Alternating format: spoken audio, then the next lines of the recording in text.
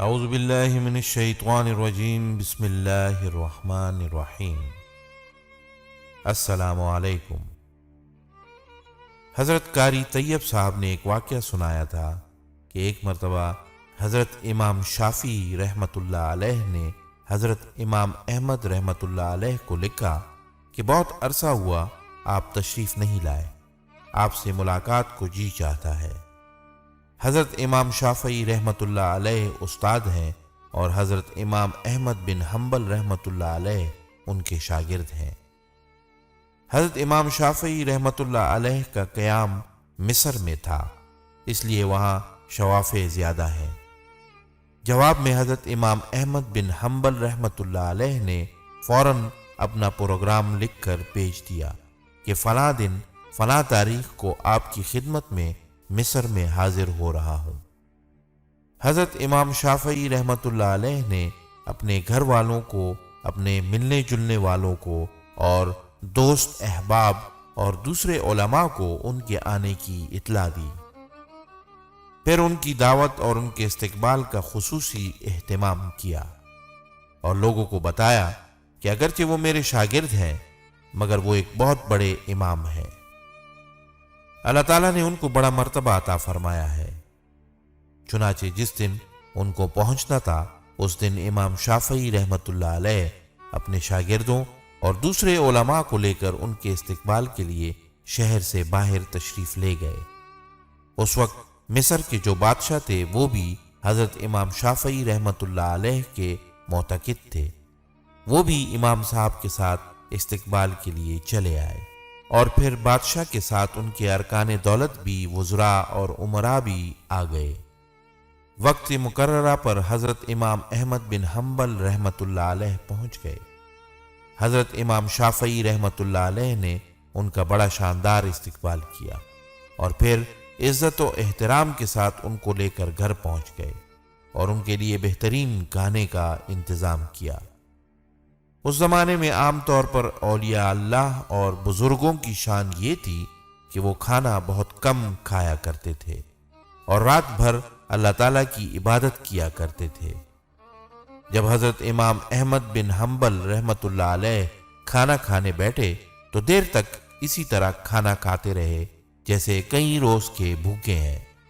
باقی لوگ کھانا کھا کر اٹھ گئے مگر وہ کھاتے رہے۔ لوگ بہت متعجب ہوئے کہ حضرت امام شافعی رحمۃ اللہ علیہ نے تو ان کی کافی تعریف کی تھی کہ یہ بڑے اللہ والے اور بزرگ انسان ہیں، مگر یہ تو خوب پیٹ بھر کر کھانا کھا رہے ہیں۔ لوگوں میں اور گھر والوں میں ان کے بارے میں کہمی گوئیاں ہونے لگیں لیکن کوئی کچھ نہ بولا۔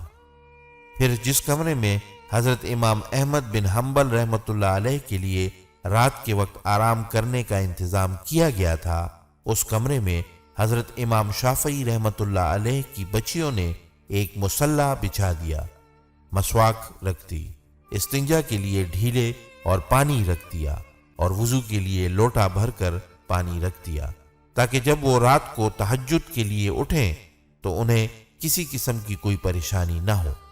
اس زمانے میں رات کو تہجد کے لیے اٹھنا ایک عام معمول تھا۔ حضرت امام احمد بن حنبل رحمۃ اللہ علیہ نے رات کو اس کمرے میں آرام کیا اور نماز پڑھنے چلے گئے۔ جیسے ہی وہ نماز کے لیے نکلے تو حضرت امام شافعی رحمۃ اللہ علیہ کی بچیاں اس کمرے میں آ گئیں تو وہاں دیکھا کہ پانی کا لوٹا ویسے کا ویسا پانی سے بھرا ہوا ہے، نہ مسواک استعمال ہوئی، نہ ڈھیلے استعمال ہوئے اور نہ وضو کے لیے پانی استعمال ہوا، سب کچھ جیسا تھا ویسا ہی رکھا ہوا ہے۔ اب ان کے دل میں یہ شبہ ہوا کہ شاید رات کو چونکہ زیادہ کھا لیا تھا اس لیے تہجد کے لیے آنکھ نہیں کھلی۔ جب فجر کی نماز پڑھ کر حضرت امام احمد بن حنبل رحمۃ اللہ علیہ تشریف لائے تو گھر والوں نے حضرت امام شافعی رحمۃ اللہ علیہ سے کہا کہ آپ نے فرمایا تھا کہ وہ تو بہت بڑے اللہ والے اور بہت بڑے بزرگ ہیں، مگر رات کو انہوں نے کھانا بھی خوب کھایا اور رات کو ہم نے ان کے وضو اور استنجا کے لیے پانی اور ڈھیلے رکھے تھے، وہ بھی استعمال نہیں ہوئے۔ معلوم ہوا کہ رات کو تہجد کی نماز بھی نہیں پڑھی۔ اب حضرت امام شافعی رحمۃ اللہ علیہ کو بھی تشویش ہوئی، لہذا انہوں نے حضرت امام احمد بن حنبل رحمۃ اللہ علیہ کو بلایا اور تنہائی میں لے جا کر ان سے پوچھا کہ اس طرح کی باتیں سننے میں آ رہی ہیں کہ آپ نے کھانا بھی غیر معمولی طور پر کچھ زیادہ کھایا، اور جس کمرے میں آپ کے لیے سونے کا انتظام کیا گیا تھا اس کمرے میں آخری شب میں استعمال کے لیے جو چیزیں رکھی گئی تھی وہ بھی استعمال میں نہیں آئیں۔ کیا بات ہوئی؟ آپ پہلے تو ایسے نہیں تھے، کیا یہاں سے جانے کے بعد آپ کے مزاج میں کچھ تبدیلی آ گئی ہے؟ حضرت امام احمد بن حنبل رحمۃ اللہ علیہ نے فرمایا کہ حضرت، میرے بارے میں جو باتیں ہو رہی ہیں وہ درست نہیں ہے، بلکہ بات کچھ اور ہے۔ بات دراصل یہ ہے کہ میں جس وقت کھانا کھانے کے لیے آپ کے دسترخوان پر پہنچا اور جس وقت میں نے اس کمرے میں قدم رکھا تو میں نے دیکھا کہ اس کھانے کے حلال اور طیب ہونے کی وجہ سے وہ گھر نور سے چکا چوند ہو رہا ہے، اور یہ دیکھا کہ آسمان سے لے کر اس دسترخوان تک انوار کی بارش ہو رہی ہے۔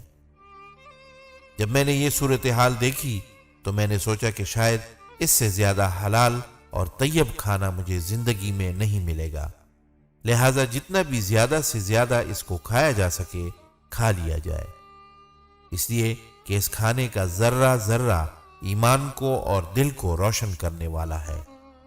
اس لیے مجھ سے جتنا زیادہ سے زیادہ کھانا کھایا جا سکا کھا لیا، اور میں نے یہ نہیں دیکھا کہ کون کتنا کھا رہا ہے اور کون میرے بارے میں کیا سوچ رہا ہے۔ جہاں تک مجھ میں کھانے کی سکت تھی میں کھاتا گیا، اور پھر حلال کھانے سے بدہضمی بھی نہیں ہوتی بلکہ وہ سریع الہضم ہوتا ہے اور اندر جا کر جزو بدن بن جاتا ہے اور روح کو منور کرنے کا ذریعہ بن جاتا ہے۔ الحمدللہ میں نے اس کا اثر محسوس کیا۔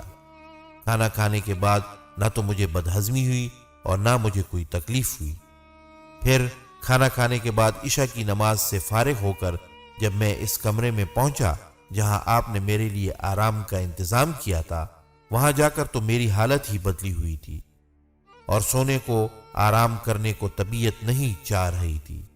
اگرچہ میں لمبا سفر کر کے آیا تھا مگر اس کھانے میں اتنی غذائیت اور توانائی تھی کہ میری تکان بھی ختم ہو گئی اور سستی بھی جاتی رہی، اور جب میں سونے کے لیے لیٹا تو مجھے نیند نہ آئی، لہذا میں لیٹا رہا اور لیٹے لیٹے قرآن و حدیث میں غور کرتا رہا، حتیٰ کہ پوری رات غور و فکر کرتے ہوئے گزار دی، اور اس رات میں نے قرآن و حدیث میں سے 100 مسائل مستنبط کر لیے، اور وہ مسائل ایسے تھے جو اس سے پہلے کبھی میرے ذہن میں آئے بھی نہیں تھے اور نہ ان کی طرف کبھی خیال گیا تھا، لیکن جب آج کی رات میں نے غور کیا تو مجھے ایسا محسوس ہوا کہ قرآن و حدیث کے علوم اور اسرار میرے سامنے کھلے ہوئے ہیں۔